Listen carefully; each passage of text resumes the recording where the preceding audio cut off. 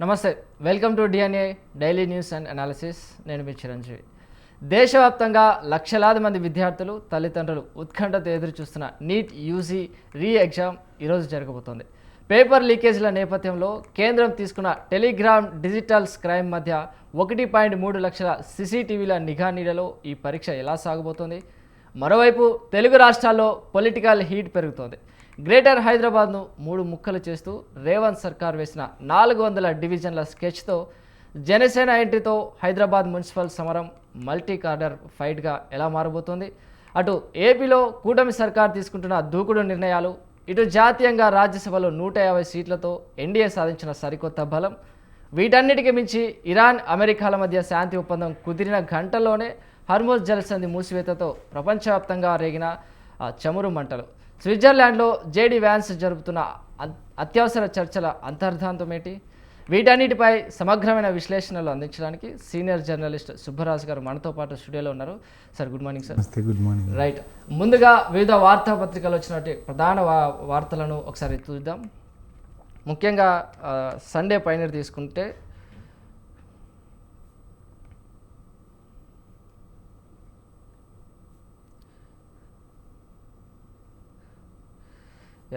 ముఖ్యంగా సండే పైనర్ తీసుకుంటే US Iran deal is under threat. Iran closes strait of Hormuz again, says Israel attack on Lebanon violations of fact.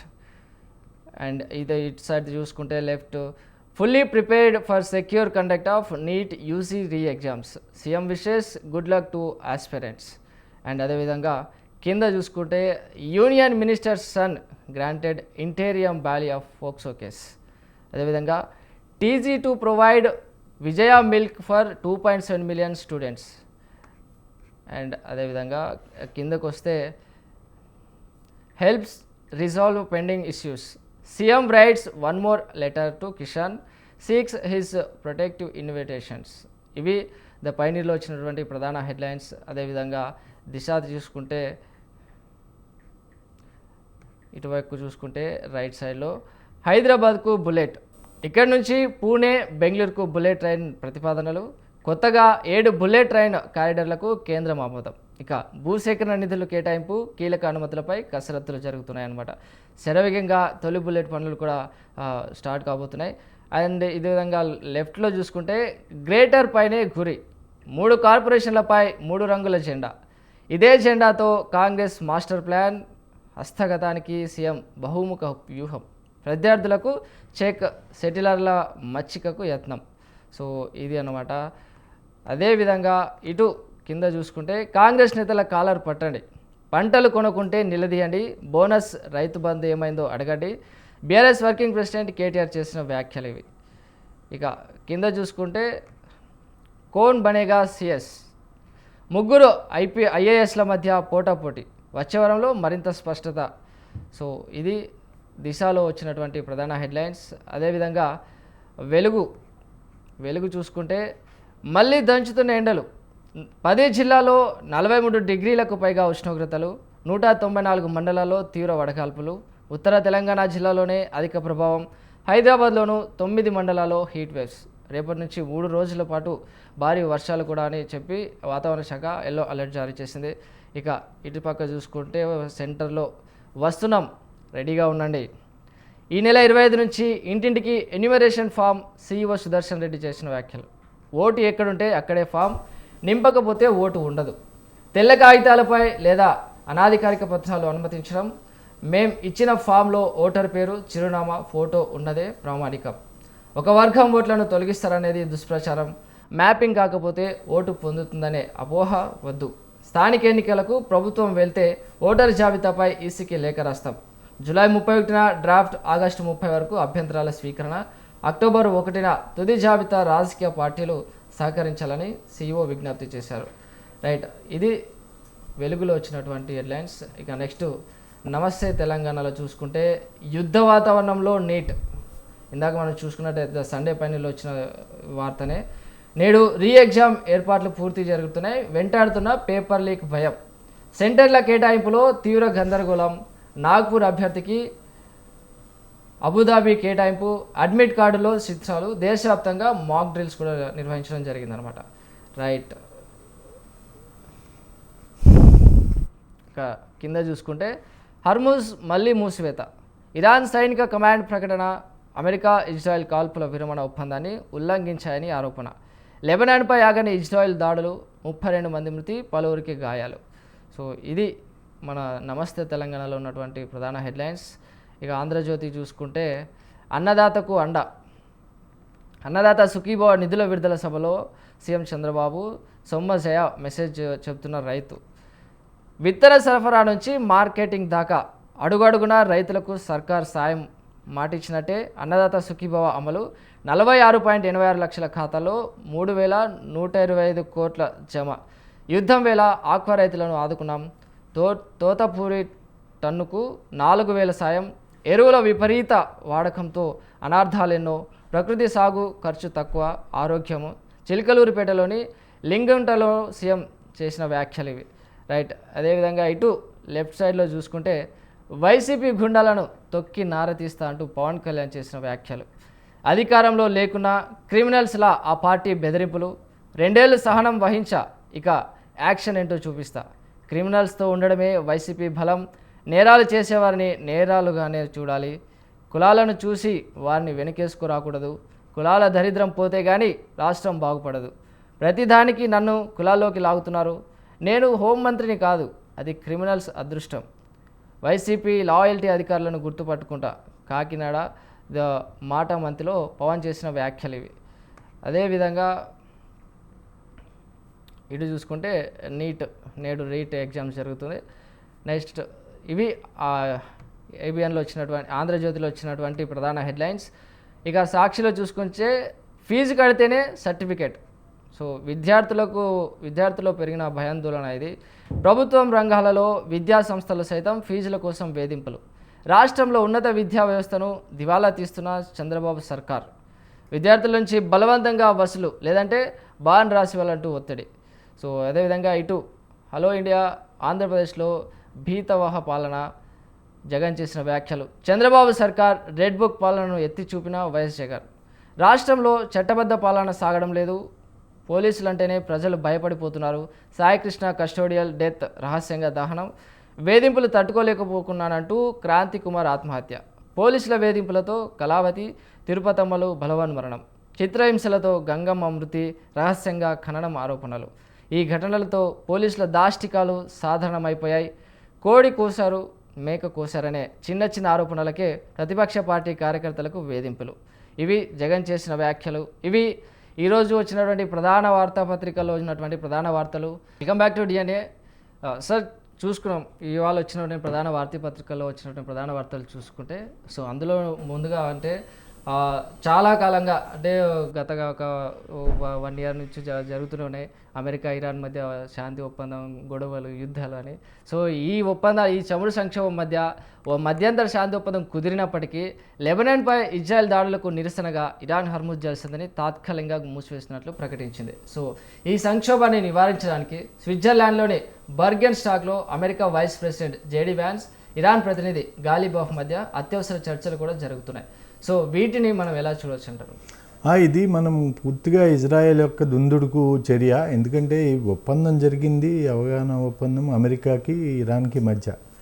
యాక్చువల్గా యుద్ధం మొదలుపెట్టింది Israel. ఇది ఎట్లా ఉందంటే అసలు ప్రధాన పోటీల్లో ఎవరైతే శత్రువులో వాళ్ళని ఒకరిని పక్కన పెట్టి మధ్యవర్తిని ఒక ప్రత్యర్థితో కలిసి చేసుకున్న ఒప్పందం.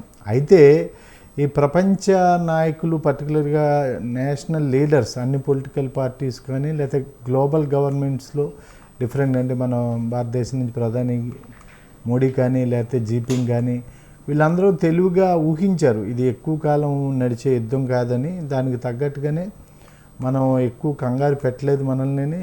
అలాగే ప్రపంచ దేశాలు అందరి అధినేతలు కూడా యుద్ధం 6 నెలల పాటు సాగుతుంది అనుకోలేదు. గత వాళ్ళు అంచనా 2 నెలలు అనుకున్నారు, అది 3 నెలలకు పెరిగింది.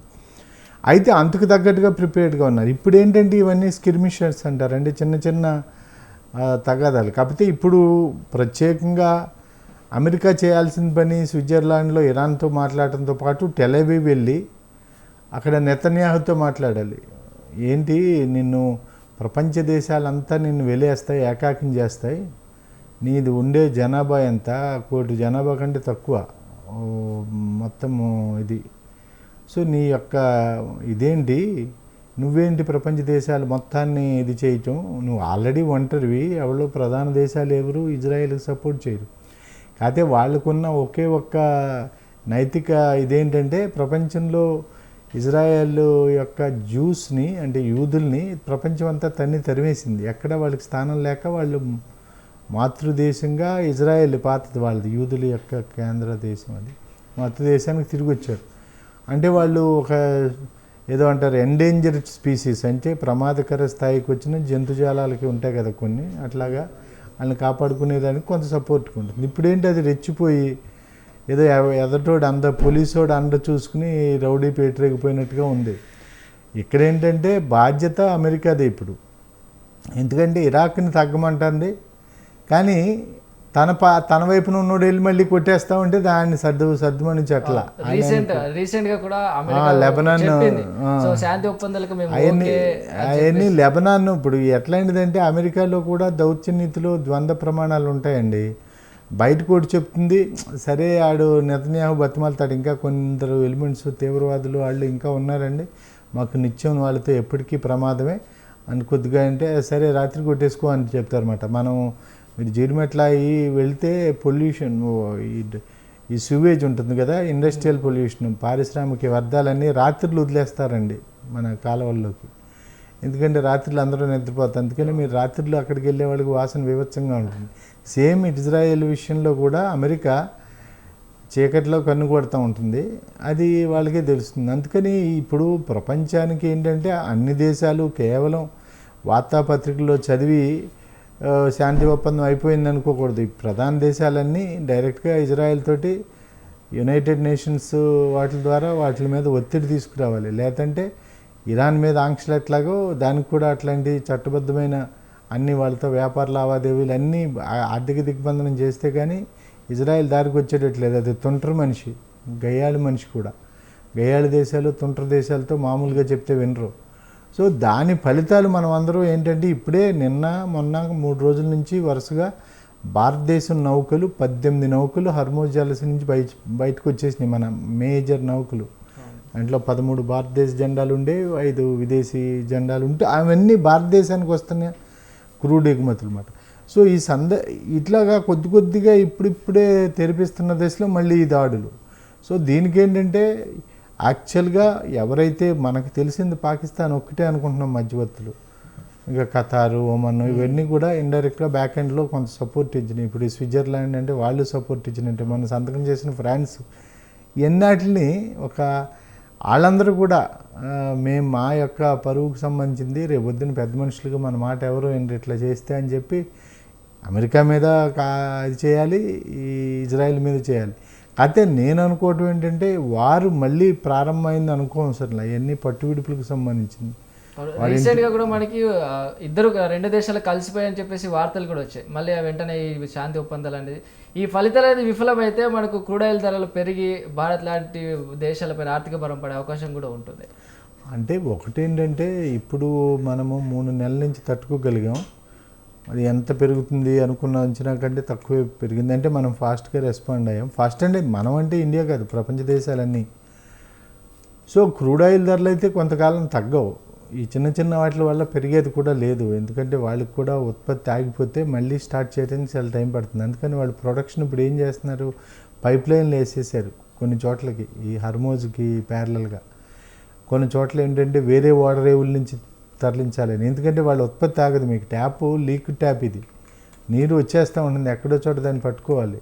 అది ఆగితే ఆ ఫ్లోని మళ్ళీ అది ఆ భూమిలోకి వెళ్ళిపోయి ఏది ఆయిల్ ఆ చుట్టుపక్కల భూమి యొక్క ఉపరితలాన్ని వాటిని ఒత్తిడికి గురి చేసి స్టాప్ అయిపోతాయి కూడా బావి. సో ఇవన్నీ ఉన్నాయి టెక్నాలజీ ఇంజనీరింగ్. కాకపోతే మనం భారతదేశంగా ఎక్కువ జనాభా ఉన్న దేశం కాబట్టి మోడీ ఖచ్చితంగా దీంట్లో మరి విశ్వగురువు అని ప్రపంచ దేశాల్లో భారతదేశం తెగ ఈయన తిరిగిన విదేశీ మోదీ గురించి డిస్కస్ చేసే వచ్చింది కాబట్టి పేరు. సో రాజ్యసభలో చూసుకుంటే ఎన్డీఏ హవా నడిచిపోతుంది. సో తాజాగా ముగిసిన 26 రాజ్యసభ స్థానాల్లో ఎన్నికల్లో ఎన్డీఏ 19 స్థానాలు గెలుచుకుని సభలో తన బలాన్ని 150కి పెంచుకుంది. ఇదే సమయంలో తృణమూల్ కాంగ్రెస్కి చెందిన 3 ఎంపీలు కూడా రాజీనామా చేశారు. సో మనం దీన్ని ఎలా చూడొచ్చు అంటారు? ఎలా అండి, చాలా కాలం నుంచి వరుసగాలాలు వేస్తున్నారు, అన్ని ప్రాంతీయ పార్టీలని తుడిచిపెట్టేస్తున్నారు. ప్రాంతీయ పార్టీల్లో నెగ్గిన రాజ్యసభ్యుల్ని వాళ్ళ పదవీ కాలం ఉన్నప్పుడు కూడా వాళ్ళతో రాజీనామా చేయిస్తున్నారు. అసలు ఎవరన్నా ఒక రాజ్యసభ టికెట్ ఇవాళ దాదాపుగా కొన్ని చోట్ల 100 crores నుంచి 200 crores దాని ప్రైస్. వాళ్ళంతా వ్యాపారం మార్కెట్లో దొరుకుతుంది. మీకు డబ్బులు ఉన్నాయంటే మీరు ఎక్కువ పెడితే మీకు రాజ్యసభ వచ్చేస్తుంది. అంత పెట్టి కొనుక్కునేవాళ్ళు తన పదవీ కాలం 5 సంవత్సరాల్లో 2 సంవత్సరాలకు మాత్రం అయ్యి ఇంకా 3 సంవత్సరాలు ఉండగా కూడా రాజీనామా చేసేస్తున్నారు దాన్ని ఖాళీ చేయటానికి. ఈ దేశ రాజకీయాల్లో ఇట్లాంటి పరిణామాలు ఎప్పుడు చూడలే.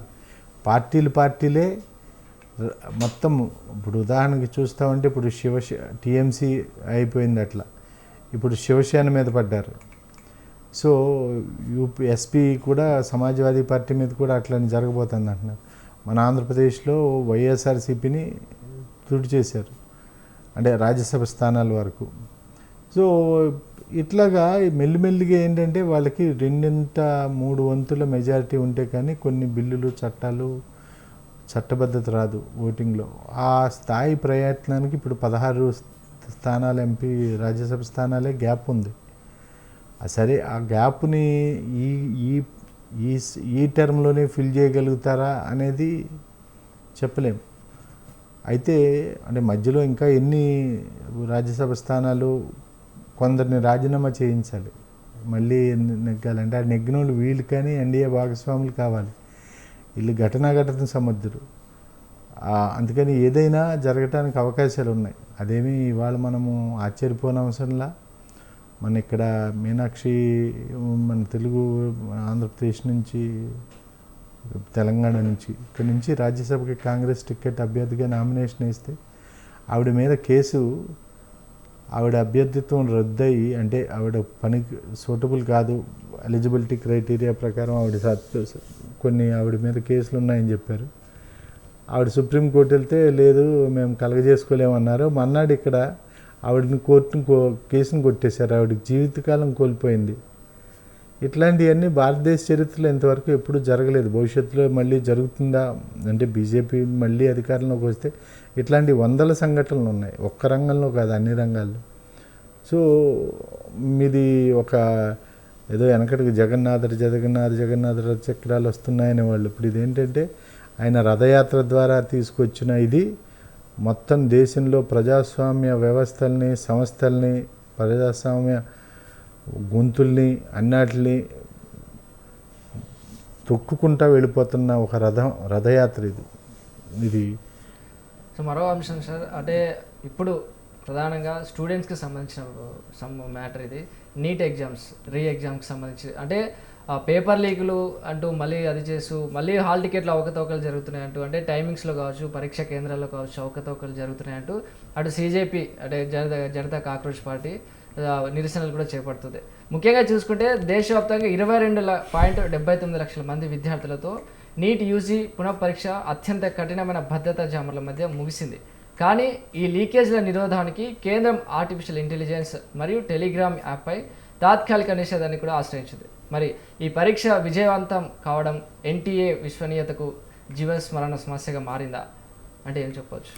భారతదేశం అనేది చాలా పెద్ద దేశం, దాదాపుగా 104 కోట్ల జనాభా. ఇప్పుడు మీరు చెప్తున్న 29 లక్షల పైగా అభ్యర్థులు ఇవాళ నీట్ ఎగ్జామ్స్లో రాయబోతున్నారు. ఇదేమో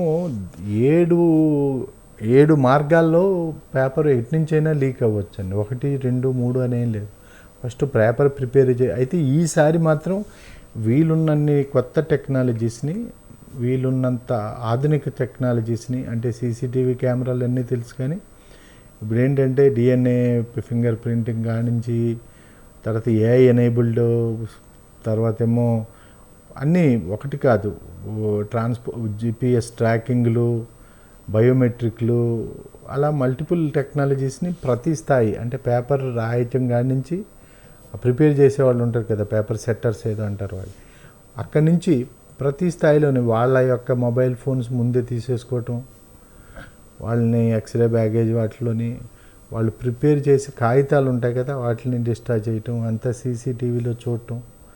తర్వాత సెట్టింగ్ పేపర్లు కూడా ఒకటి కాకుండా మల్టిపుల్ పేపర్లు సెట్ చేయటం, ఆ మల్టిపుల్ పేపర్ని కూడా ఆన్సర్ షీట్స్ కూడా జగిలేరంటే ఇప్పుడు అది ప్రింటింగ్కి ముందు దశ, పేపర్ ప్రిపరేషన్ ప్రింటింగ్ ముందు. అక్కడి నుంచి ఏదైతే పేపర్లు ఒకటే కాకుండా మల్టిపుల్, ఇంకా ప్రింటింగ్ దశకు వచ్చేటప్పటికి మళ్ళీ ప్రింటింగ్ ప్రెస్లో కూడా అంతే, ఏ ప్రెస్కి ఇస్తున్నాం వాటిలో మళ్ళీ వాళ్ళు సీసీటీవీ కెమెరాలు, అక్కడి నుంచి control, central control and command సెంటర్లో అన్నీ చూడటం, అక్కడ ప్రతి పేపర్ మీద యూనిక్ ఐడి, అంటే ఏ లీక్ అయిన పేపర్ సోర్స్, అంటే ఏ ప్రెస్ నుంచి వచ్చింది, అక్కడి నుంచి ఏ ట్రాన్స్పోర్ట్ యూజ్ చేసుకుంది, అది దానికి ఆఫీసర్లు ఎవరు, అంటే కొరియర్, అంటే వాళ్ళ సెక్యూరిటీ, ఒక సిఐఎస్ఎఫ్, సిఆర్ఎఫ్, పిఎఫ్ వీళ్ళు ఉన్నారు. అట్లాగా ట్రాక్ అండ్ ట్రేస్ చేయడానికి పేపర్నే కాదు, వెహికల్ని, ప్రెస్ని, ఈవెన్ పీపుల్ని కూడా. అంటే మళ్ళీ అక్కడి నుంచి వచ్చి బ్యాంకుల్లోకి ఇచ్చేటప్పుడు ఆ బ్యాంకులో ఉంటాయి కదా రూమ్స్, వాటిని ఏదంటారు, మంచిగా ఉంటాయి, మనం అందరికీ సేఫ్టీ ఉండే ఆ రూమ్స్లో పెట్టేటప్పుడు మళ్ళీ త్రిబుల్ చెక్కింగ్, వాళ్ళకి కూడా ఫేషియల్ రికగ్నిషను, అక్కడ జిల్లా అధికారులు, నీటికి సంబంధించిన వాళ్ళు, ఇంత అంటే సిఐఎస్ఎఫ్ సెక్యూరిటీలో వస్తాయి. అది జిపిఎస్ ఐజ్ పక్కాగా, అంటే మనకేంటంటే పోలీసు 10 రకాలుగా ట్రై చేస్తామంటే దొంగలు కూడా అంతే రకంగా కొత్త టెక్నాలజీస్. అంటే అటువైపు సీజేపీ అంటే కాక్రోచ్ జనతా పార్టీ అధికారుల నిర్లక్ష్యాన్ని సహిస్తూ అంటే నిరసన చేపడుతున్నారు. మరోసారి రుజువైంది అధికారుల నిర్లక్ష్యం. అంటే ఎగ్జామ్ టైమింగ్స్ అనేది 2 o'clock నుంచి, ఆఫ్టర్నూన్ 2 o'clock నుంచి 5 వరకు జరిగే ఈ టైమింగ్స్ని ఒక విద్యార్థి హాల్ టికెట్లో 4 గంటలకి ఎగ్జామ్ జరుగుతుందని కూడా న్యూస్ వచ్చి, దానివల్ల మళ్ళీ అధికారులు నిర్లక్ష్యం బయటపడిందంటూ పార్టీ నిరసన చేపడుతుంది. సో మనం దీన్ని ఎలా చూడవచ్చు? దేన్నైనా మన ఇంట్లో మనం చేసే పనిలోనే, మనం ఇక్కడి నుంచి ఇక్కడికి వచ్చే ఈ 10 నిమిషాల్లోనే ఎన్నో మార్పులు ఉంటాయి, ఎన్నో వ్యవస్థల్ని మేనేజ్ చేయాలి. అంటే ప్రతిదీ ఏదైనా జీవితం కాదు, ఏదైనా సరే వాళ్ళు ఆ సీజేపీ ఉన్నాడు, ఆయన ఒక నెక్స్ట్ మినిట్లో ఆయన చేయబోయే పని, ఆయన సీజేపీకి సపోర్ట్ అన్నాయి, కాక్రోచ్ జనతా పార్టీకి. అయితే ప్రతిదాన్ని భూతద్దంతో చూసేస్తే అవతలాడి స్థానంలో ఉన్నప్పుడు ప్రతివాడికి వేలెత్తి చూపించడానికి అవకాశం ఉంటుంది. గతంలో తప్పులు జరిగినాయి, ఈసారి కూడా చూసి అట్లాంటి మైనర్ జరుగుతాయి, అట్లాంటి వాళ్ళకి స్పెషల్ ప్రావిజన్ ప్రతి దాంట్లో, ప్రతి మన పాలనలో కానీ మన ప్రణాళికల్లో కానీ 2 ఉంటాయండి, ఎక్సెప్షన్స్ అండ్ డీవియేషన్స్. ఈ పొద్దున్న కుంభవృష్టిగా వర్షం కురిచింది ఎక్కడ పడితే అక్కడ, అట్లాంటి, లేదా ఎక్కడో అనుకోని అబద్ధం వచ్చింది. ప్రతిదానికి ఇప్పుడు మన ఓటింగ్లో కూడా ఎట్లా ఉంటాయి అట్లాంటి ఆల్టర్నేటివ్స్ అవన్నీ ఉంటాయి. ఏదో మీరు చెప్పిన 4 గంటలకు కానీ రావటం, 4 గంటలకు వస్తే ఈ మీడియా ద్వారా వాళ్ళకి ఏం తెలీదా ఈ యాక్చువల్ టైం ఏంటనేది. ప్రతిదాన్ని ఏదో సూక్ష్మ అద్దాలతో చూసేస్తే అది కాదు అసలు, భూతద్దాలతో చూసేస్తే అది కాదు అసలు సమస్య. వ్యవస్థలో పాజిటివ్గా మీ నిర్మాణాత్మకంగా మరింత ఇన్నోవేటివ్గా సొల్యూషన్ చెప్పాలా. నింద వేయటానికి 1,00,000 నోర్లు ఉంటాయండి, దాన్ని నిర్మించడానికి ఒక్క చెయ్యి ముందుకు రాదు. ఇదిగో ఇది గతంలో ఈ పొరపాట్లు జరిగినాయి, ఇట్లనే అట్లానే విద్యార్థులు వాళ్ళ సెంటిమెంట్లు ఏం గౌరవించకూడదు, మనకేం సంబంధం లేదని కాదు, ఇంతవరకు మాట్లాడిన దాని గురించి. ఇంత చేసిన ప్రపంచంలో ఏ వ్యవస్థలో, నిన్న ఎంఓయూ అయింది ప్యారిస్లో 14 పాయింట్లతోటి, ప్రపంచంలో అతిపెద్ద వైస్ ప్రెసిడెంట్ రాసిన సంతకం, ఆ సంతకం యొక్క తడి ఆరకముందే మళ్ళీ మొదలైంది. సో మానవ వాటికి పరిమితులు ఇవి ఉంటాయి. మనం ఫుల్ ప్రూఫ్ అంటే మనం ఏ విషయంలోని ఫుల్ ప్రూఫ్ కాలేం ఎప్పటికీ. నిన్నటికంటే బెటర్ అవుతుంది, ఈ ఎగ్జామ్ ఇంతకుముందు జరిగింది కంటే బెటర్ అవుతుందని నేను నమ్ముతున్నా. నేను వ్యక్తిగతంగా ఇదేమి ఖచ్చితంగా 100% సక్సెస్ అనేది ఎక్కడ ఉండదండి. దేవుడు కూడా 100% సక్సెస్ ఏం కాదు ప్రతిసారి. దేవుడు రైట్. Thank you sir. ఇవాళ వచ్చినటువంటి ప్రధాన వార్తలకు సంబంధించి పూర్తి విశ్లేషణ మా వీక్షకులకు అందించినందుకు thank you so much. Right, చూశారుగా, ఇటు స్థానిక సంస్థల నుండి అటు అంతర్జాతీయ చమురు మార్కెట్ల వరకు భౌగోళిక రాజకీయ సమీకరణలు ఎంత వేగంగా మారుతున్నాయి. తాజా అప్డేట్స్తో మళ్ళీ రేపటి DNA బులెటిన్లో కలుద్దాం.